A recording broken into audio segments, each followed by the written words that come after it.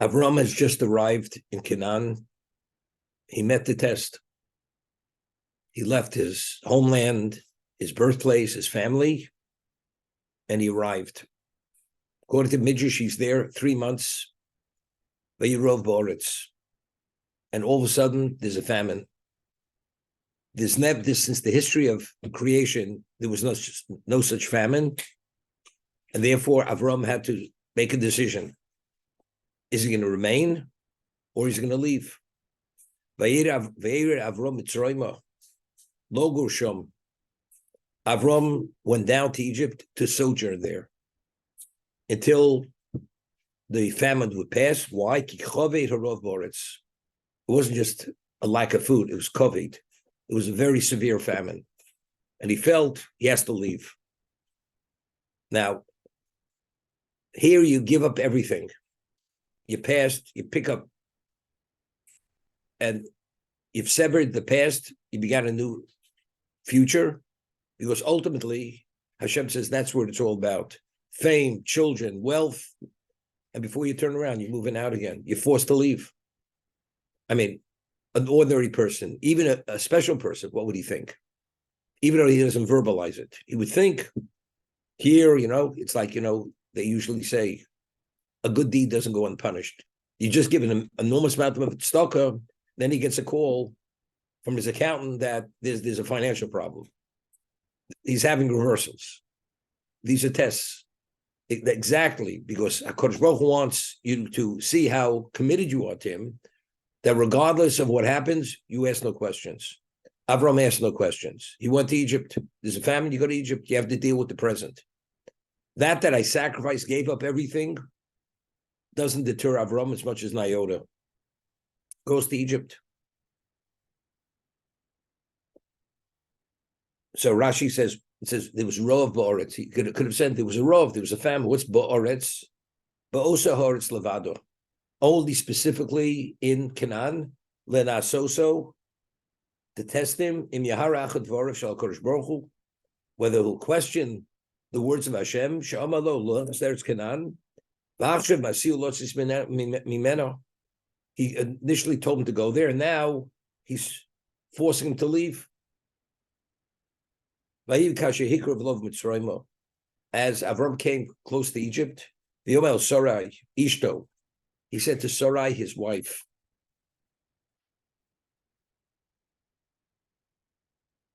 he could have said to Yomel Sarai. We know Sarai is his wife, because it says when he left Choron, he had left with Sarai Ishto. But yet, when he's going to Egypt, he said to Sarai Ishto, Sarai, his wife. Why did she have to be identified as his wife? Could have said Sarai. As we'll see in a moment, he wants her to identify herself as his sister, not as his wife. So therefore, although she's his wife, he's going to say, Imri no chosiot. When they're going to ask you who you are, and they may interrogate you, say you're my sister. Under no circumstance, although you're my wife, you should not reveal, divulge that you're my wife. Why? Hine yodat kishi fasmarot. Hine, what is the connotation? Hine, behold, now I realize you're a beautiful woman. Ishi fasmarot. The Midrash says that Sarah Imenu's beauty, Sarah Imenu was 10 years younger than Avram. So if Avram is 75 years old, that means Sarah Imenu, Sarai at this time is 65 years old. You'd say, a woman, she's 65, you'd say, she's getting older. The beauty she initially had when she was a young woman is not the same. And Rashi himself explains, there's a Medrash that, he didn't realize his wife was beautiful. He would see his wife every day. So some of the Mefarshim explain that when he married her, the Midrash says, very interesting, that the beauty of all other women in existence is like comparing a monkey to a human being. That's how their beauty paled compared to Sarah Imenu. We'll see in a moment when originally Avram had hidden her in a box, and when the custom inspectors demanded to know what's in the box, she came out of the box, she radiated. Her beauty was radiant. They never saw anything like that. It was one of a kind. Now, even though a woman may be beautiful when she's younger, at the age of 65, it's no longer the same. But Sari Menu, when he was amazed, Avram Avinu, that, of course, she was very modest.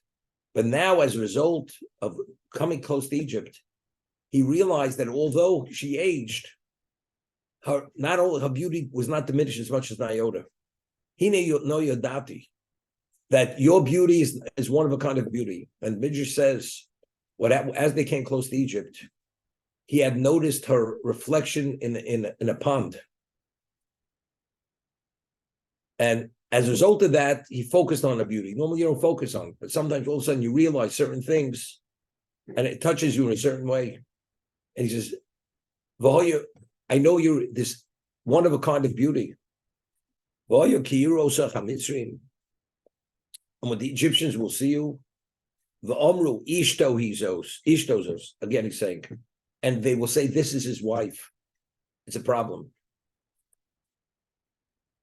V'hargu osi, v'osich. As a result of they're going to kill me, and they'll allow you to be alive. So this is the Ishto. Why? Because as we'll see in a moment, they're going to want this woman for the king. You know, it's interesting. So the king will take a married woman. What's the problem? The Gemara tells us that when a man marries a divorcee, it's like he feels like he's committing adultery. Why? He's like she's living with two men. Why? Because since the husband is still alive, although they've severed any level of connection, but that the husband knows that the past husband is still alive, it somehow at some level touches the second husband. But if a woman's husband dies, he's no longer in existence. Therefore, it's totally his relationship. The past relationship, there's no trace of that past relationship because the husband died. So if they can say it's Ishto, the king has no problem. He'll take the woman as his wife, as the queen, but it's a problem because the queen has a husband. So what do? You kill him. But it's murder. How do you murder a man for his wife? You know, anything which is necessary for the king. So we're talking about not murder. That's not adultery. Is not the issue. He wants to have a relationship that he doesn't have to. There's no trace of the past. It's like a new beginning for her. Therefore, he says they're going to say it's his wife. They're going to kill me, and they will allow to live because they'll take you as the queen. Imri no achosiot. I ask of you, Imri no. Identify yourself as my sister. Now, we'll see in a moment. So it should be good for me through you. And as a result of that, I will continue to live because of you. Yita will be good for you. It will be good for me because of you, and I will live because of you. Okay? Now, why did he identify her as a sister? So he say, you know something, you're permitted to lie when it comes to when your life's in danger. We find that when Avimelech, the Philistine king, again took Sari Menu, and later he realized that she was a married woman because Hashem came to him in a dream and said, if you don't give back the woman, you're going to die because she's a married woman. He says, I'm innocent because he identified her as his sister. So Hashem says, you're not so innocent. You're not innocent. Maybe you're innocent that you didn't know she was a married woman, but you're not so innocent. But later and he says, if the man will pray for you, you will live. And if he doesn't pray for you, you die. You and your whole community are going to die. That's what Hashem said to Avimelech in this communication, in this dream. So later, Avimelech comes to Avram. He says, what did he tell me to your sister? So he says to Avimelech that since I left my father's home, we wander among other people, I identify as my sister because she is my sister. How she her sister? So Rashi over there cites the Chazal. Who is Sari Menu? Initially, when Sarah married, Avram married Sarah, or Sarai, the Torah says, who was she? She was Bas Horon, right? She was the daughter of Horon, his niece. Avram was married to his niece. She was married to his niece, so that means it's his father's granddaughter, Terach's granddaughter. The Gemara tells us, B'nei bon marein kabonim, that grandchildren are like the child of the grandfather. So if that's the case, so if Sarah is the granddaughter of Terach, and B'nei bon marein kabonim, so who is Sarah in relation to Avram? It's a sister. Because if Bnei Bon Marein Kabonim and Sarai is Terach's daughter, and Avram is Terach's son. So if that's the case, Achosi, she is my daughter, my sister. That's what Avram said to Avimelech. I did not lie. The way you understood it, you thought it was my sister. In fact, no, it could be my wife because it's my niece, and my niece is the granddaughter of my father. Therefore, it's the equivalent of my sister. And why do you have to come up with all these reasons? I mean, his life's at stake. The same thing with Yaakov, when he came to take the bracha, and Yitzchak says to him, are you Esav? So what does he say? Ani Esav b'chorecha. I am I, Esav's your firstborn. And we're talking about everything's at stake now. The Avos HaKadoshim, there are two parts when you lie. We say, Chosam Mishal HaKadosh Baruch Hu Zemes. The signet of God is truth. So if the signet of God's truth, even the times where you have to say things which are not true, if you have to say it, that's not called a lie. But if you could say it in a way where what's coming out of your mouth, if it's understood, it's not a lie, you say it as not a lie. So when Yaakov came to take the Bechorah, the birthright, he says, are you Esav? My firstborn, he says, Ani, I am I. Esav b'chorecha. Esav. Yitzchak understood that he was Esav. But what Yaakov actually said, I am, who am I? am. Your firstborn is Esav. Achosi. It's my sister. Avram, the words, the way they were expressed, it's not a lie. Because factually, within a halach context, she is. Based on this principle of B'nai Bonim and Kabonim. And that's the same thing here, and we find later regarding Avimelech. Now, the Gemara tells us in Bava Metzia, at times, Muta Adam, L'shanas Diburo, the times you could alter the truth. It's called the Shanas Diburo. You know, there are two words. There's a word sheker. Sheker means a lie, a falsehood. You're permitted to alter your speech.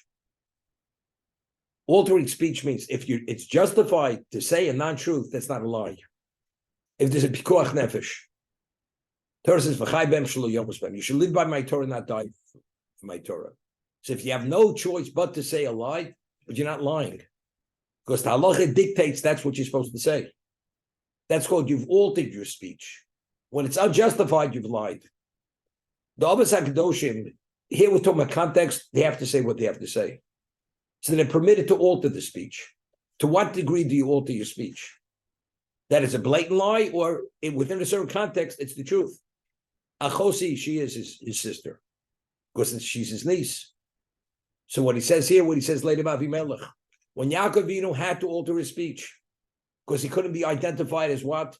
As Yaakov, because the birthright, Yitzchak thought he was giving to Esav. Ani, I am I, Esav b'chorecha. This is why over here, he asked, she should say his sister, not his friend or whatever it is, it's his sister. And the rest of the stories, we see the way it plays out. I asked the question. You find that why did Yaakov go to take the birthright? Because he was summoned by his mother. Rivka says, you must go immediately. And I will make delicacies for your father, and you'll receive the bracha. So he says, I'm concerned. Here I'm going to get a bracha. If my father finds out that I'm Yaakov, he will curse me. So what does his mother say to him? If there's a curse, it's upon me. That's literally what the words mean. If you look in the Targum, Onkelos, he says, no, that I'm telling you to go, it's by divine dictate. It's a nevuah. I had a prophecy that you're supposed, not only that I'm aware that he's giving the bracha to Esav, but part of the prophecy is you must go and take it. So it's Hashem's dictate. It's Hashem's dictate. You must take it. So there was no ifs or buts. It wasn't good advice, but this is the mind dictate. It's going to take the birthright. This is the future of Klal Yisrael. Without the Bechor, we wouldn't have survived. So when he was going, he knew he was going to do without. Not that he would have questioned his mother, but when she said, "All I kill is b'ni," I take the responsibility because it's a nevuah. So now the question is, now I know I have a right. Now how do I express it? Ani esim b'chorecha. I am I. Esim si b'chor. We say every day, Titin Emes Yaakov. The person of Yaakov was Emes, Titin Emes Yaakov. Person is Emes. He duped his father, he fooled her, he lied, didn't lie.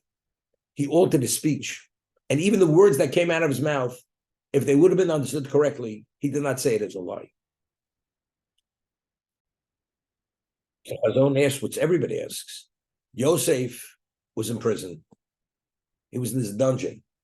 And all of a sudden, two ministers are put in the same dungeon, and he's given the responsibility to be their valet. And then the Masara Mashkim, the wine steward and the baker, they have dreams. And he interprets the dreams. And he said two words to the wine steward. Remember me and mention me. Because he said those two words, he spent another 2 years in the dungeon.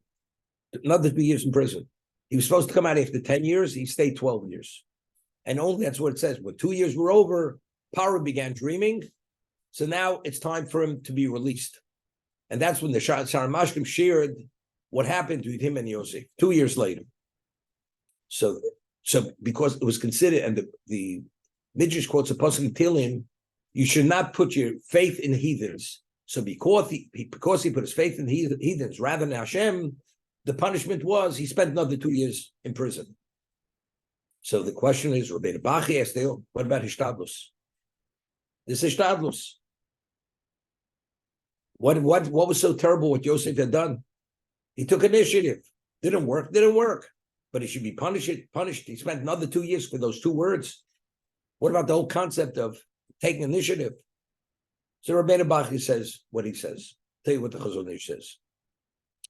The pasuk that is quoted in the Midrash from Tehillim, you shouldn't put your faith in Rehovim, in these heathens, which is referring to the Egyptians.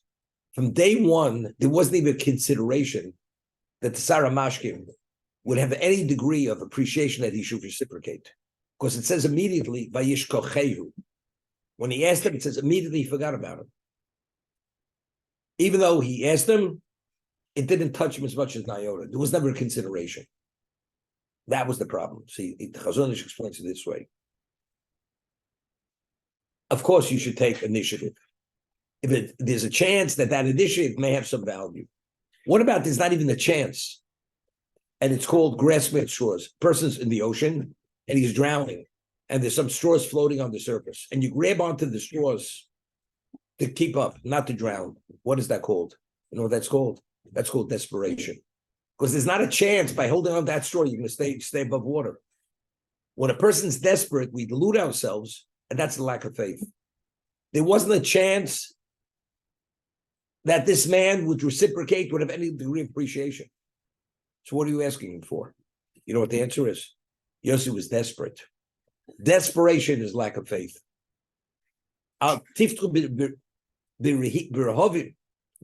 Because he was a Rav, this Egyptian person was this terrible person. He was corrupted in quality of person.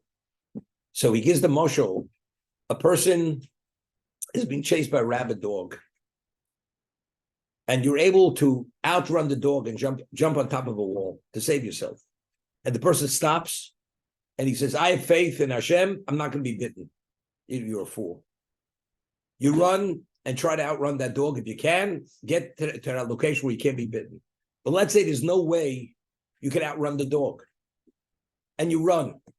A lion is chasing a person, chas v'sholom. A lion. The lion is going to outrun you and he's going to get you. So what are you running? Where are you fleeing to?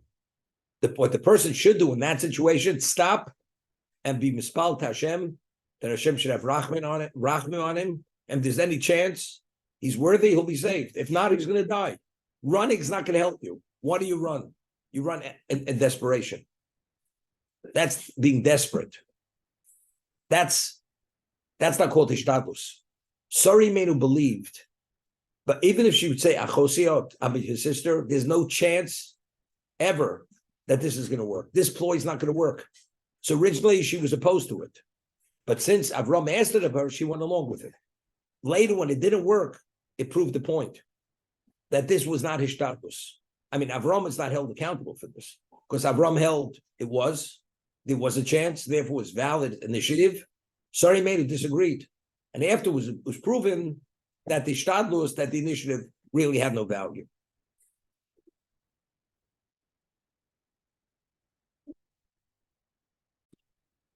An expression, I'm sure Mark has heard this expression very often.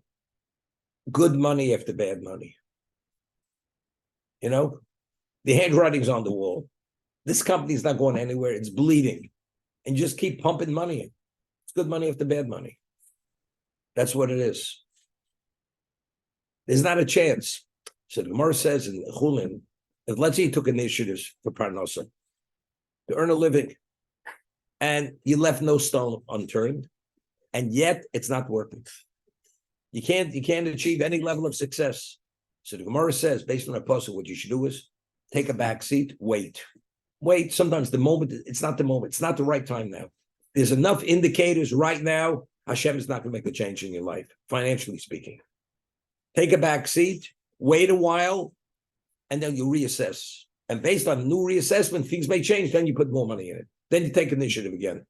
So the Gemara is telling us when is initiative appropriate, and when it's called futility. You're spinning your wheels. That's all you're doing. You're going through the motions. So it says you should stop, take the back seat, wait and see, you reassess in the future. So again, it's giving you an idea, a lens, how to understand when is there ishtadlus and when there's no ishtadlus.